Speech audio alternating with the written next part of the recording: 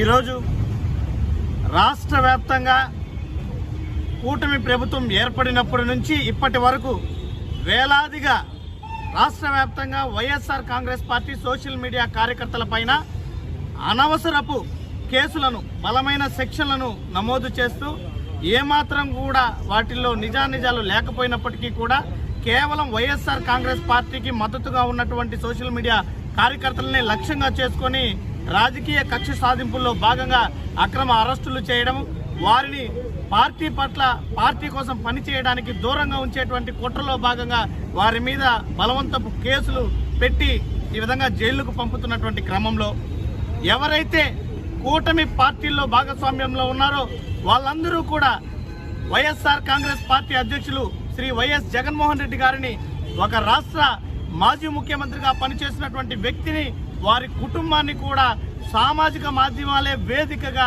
అసభ్యకరంగా, అతి జుగుప్సాకరంగా, అశ్లీలకరంగా చిత్రీకరించి వాటిని సర్క్యులేట్ చేయడం జరుగుతోంది.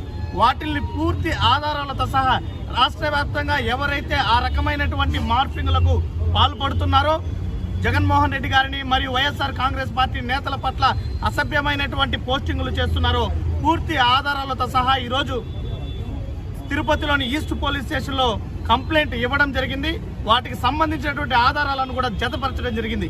పోలీసులను మేము ఒకటే కోరాం, ఏకపక్షమైనటువంటి ధోరణితో కాకుండా నిష్పక్షపాతంగా వాస్తవాలను పరిగణలోకి తీసుకొని నిజానిజానాలను విచారించి ఖచ్చితంగా ఎవరైతే ఈ వైఎస్ జగన్మోహన్ రెడ్డి గారిని, అదేవిధంగా వైఎస్ఆర్ కాంగ్రెస్ పార్టీ నేతలను ఈ విధంగా మార్పింగులు చేసి మానసికంగా చిత్రవదలకు గురి చేస్తున్నారో వారందరి పైన కూడా చట్టపరంగా చర్యలు తీసుకోవాలని చెప్పి డిమాండ్ చేసి ఫిర్యాదు ఇవ్వడం జరిగింది. పోలీసు అధికారులు కూడా దీనిపైన తక్షణం స్పందించాల్సినటువంటి అవసరం ఉంది. ఎందుకంటే ఈరోజు ఈ రకమైనటువంటి రాజకీయ కక్ష సాధింపులు మంచి పద్ధతి కాదు. నిష్పక్షపాతంగా విచారణ జరిపి చర్యలు తీసుకోవాలని చెప్పి వైఎస్ఆర్ కాంగ్రెస్ పార్టీగా మేము డిమాండ్ చేస్తున్నాం.